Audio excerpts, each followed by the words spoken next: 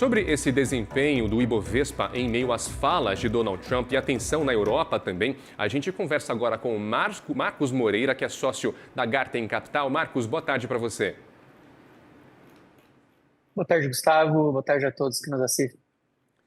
Muito obrigado pela sua presença aqui, Marcos. Eu queria entender que se essa alta muito brusca que nós tivemos do Ibovespa hoje, já abraçando, como eu comentei agora há pouco, 171 mil pontos, é o novo normal, ou nós estamos vendo, na verdade, uma bolha de euforia aí nos mercados emergentes, justamente por causa dessas tensões todas geopolíticas. O que sobra para o Ibovespa, Marcos, depois que a maré acalmar?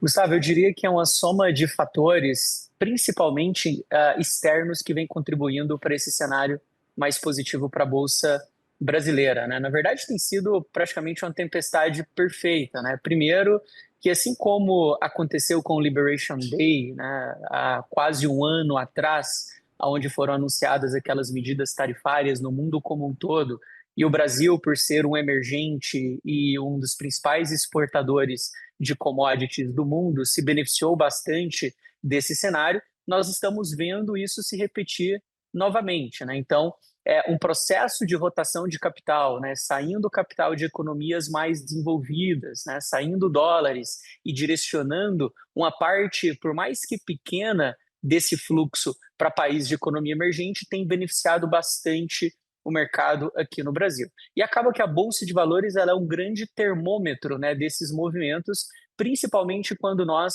analisamos quem que está liderando aí essa alta da Bolsa nos últimos dias, que tem sido basicamente as blue chips, principalmente as empresas que têm exposições a commodities, como as companhias nos setores de mineração, siderurgia, petróleo e gás, têm liderado aí essa alta, né? Então, de um lado, nós vemos um fator externo que vem beneficiando aqui o doméstico, e por outro lado, nós já vemos também o fator eleições presidenciais, que tem sido um ponto muito relevante para 2026. Será um assunto que ainda vai render muitas discussões, principalmente porque ainda há um tempo, né, até outubro, para, de fato, algumas incertezas começarem a virar certezas ao longo do tempo, e sem sombra de dúvidas, isso deve continuar fazendo preço nos ativos aqui brasileiros. Então, nós diríamos que foi uma soma de fatores, mas o principal fator de alta vem, sem dúvidas, do mercado internacional. Mais uma vez, o Brasil se beneficiando do fluxo internacional. Quando nós olhamos, por exemplo, os últimos dias, nós acreditamos que no acumulado, até o último fechamento, a gente já deve ter algo na casa de 9, 10 bilhões de reais de fluxo estrangeiro entrando na Bolsa. Então, invariavelmente, isso vai gerar uma pressão mais de alta e traz essa onda de otimismo que nós estamos vendo nos últimos dias. Marcos, vou puxar um ponto que você trouxe, que são as blue chips voltadas para commodities. De fato, elas são uma das grandes responsáveis por essa robustez do Ibovespa. E eu falo aqui da Vale e da Petrobras, por exemplo. Só que se essas commodities esfriarem, tem algum outro setor doméstico que é capaz de manter o Ibovespa acima dos 165, 168? Você enxerga algum pilar alternativo? Gustavo, nós estamos em um ano que o mercado espera a confirmação do ciclo de queda de juros. Tá? De maneira geral, no cenário de queda de juros, todos os ativos de renda variável tendem a se beneficiar, né? O valuation das empresas, que leva em consideração, por exemplo, o custo de capital dessas companhias, que é uma variável diretamente proporcional à taxa de juros, ou seja, quanto maior os juros, mais caro fica para as empresas se financiarem e, consequentemente, menos essas empresas tendem a valer hoje, é um cenário que nós acreditamos que tendem a beneficiar. Tá? Então, por exemplo, nós acreditamos que a Selic deve começar a cair a partir de março. Porém, quando nós analisamos a Bolsa, o índice Bovespa, como um índice que ele leva em consideração o valor de mercado das companhias como peso, né? Ou seja, é um índice market cap, ou seja, as maiores companhias exercem um peso maior no índice Bovespa, a gente precisará ver uma força muito relevante do outro lado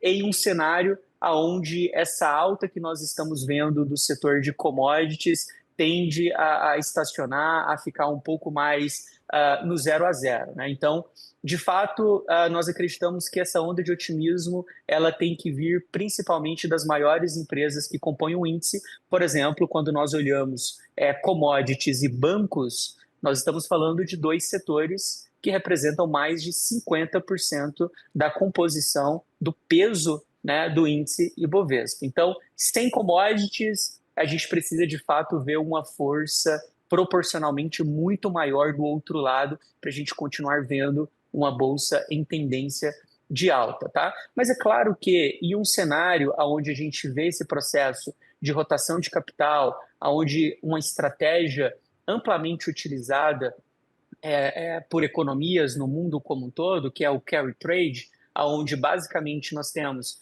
instituições financeiras, investidores vendendo moedas, né, que têm taxas menores e alocando em país com juros maiores, nós acreditamos que esse fluxo para o Brasil ele tende a continuar.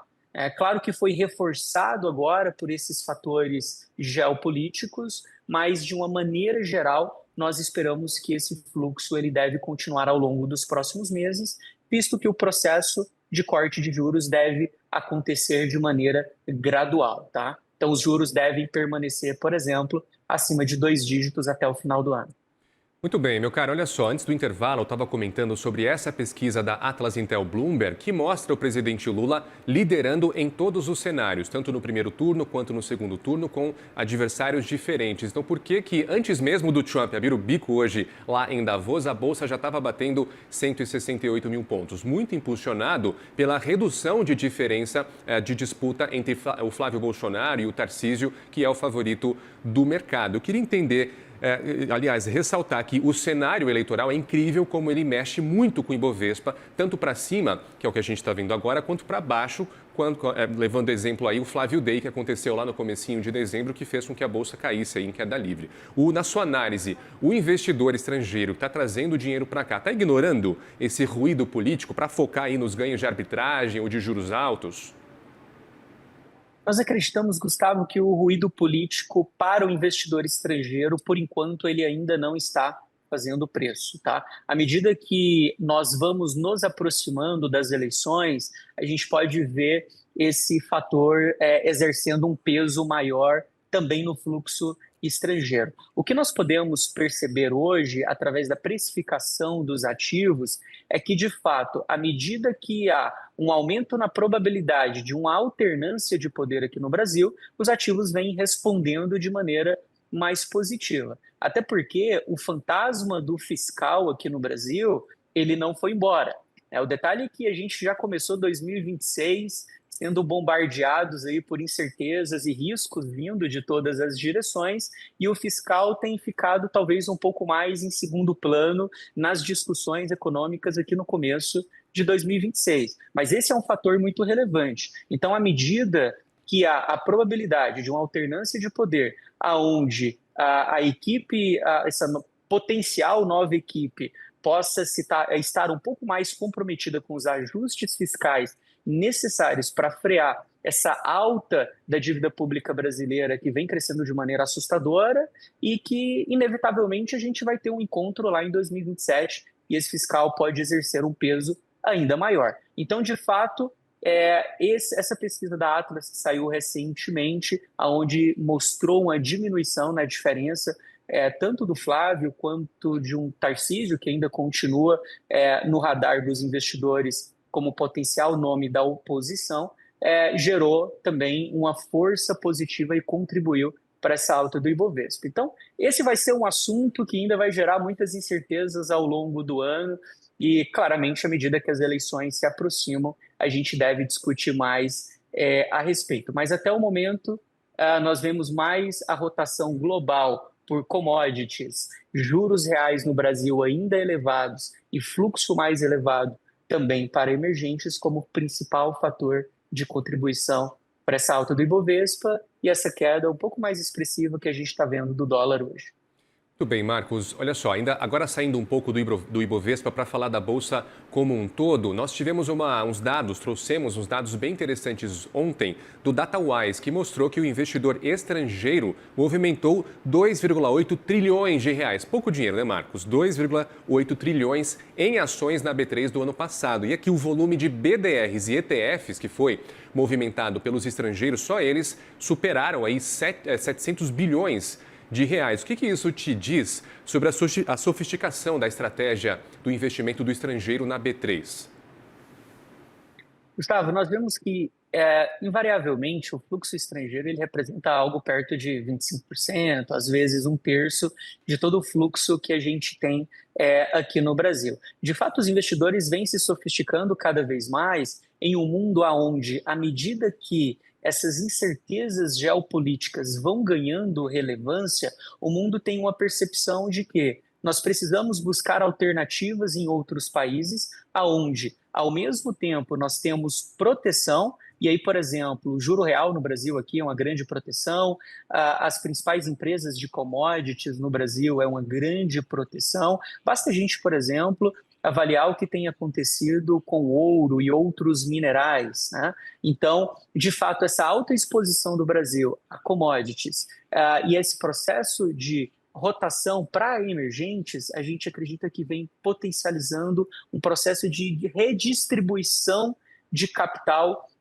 no mundo, tá? E os investidores brasileiros também buscam se beneficiar desse cenário, tanto se posicionando na Bolsa Brasileira, que apesar dessa alta que nós vimos nos últimos meses, renovando aí as máximas históricas, ainda há um prêmio relevante, né? Porque nós ainda temos um juro real muito elevado no Brasil. E para justificar essa atração de capital para a Bolsa, ao invés de, por exemplo, os investidores alocarem em títulos que pagam juros reais em níveis bem elevados, precisa haver um prêmio, né? Precisa haver um potencial de retorno superior, por exemplo, ao que a gente encontra em uma NTNB, que é um título público que paga juros reais, né? Ou seja, aqueles juros acima da inflação. Então, esse processo de diversificação de capital, né? Um processo de múltiplas fontes de fluxos, tanto global quanto o investidor também local se posicionando para esse início do ciclo de corte de juros, que gera uma onda de otimismo, nós acreditamos que sustenta esse fluxo tão elevado como nós vimos ao longo de 2025, tá? Que mesmo com as incertezas que nós temos no radar, sem sombra de dúvidas, há prêmio na mesa. E quem tem apetite para esse perfil e esse nível de risco, dado essas incertezas, pode se beneficiar aí desse cenário. Excelente, conversei com Marcos Moreira, que é sócio da Garten Capital. Marcos Moreira, que é o orgulho da fonoaudióloga. Não trava, não gagueja, mantém a velocidade da resposta. Marcos, parabéns, obrigado pelo seu tempo, viu, meu caro? Obrigado, Gustavo. Obrigado a todos. Um abraço.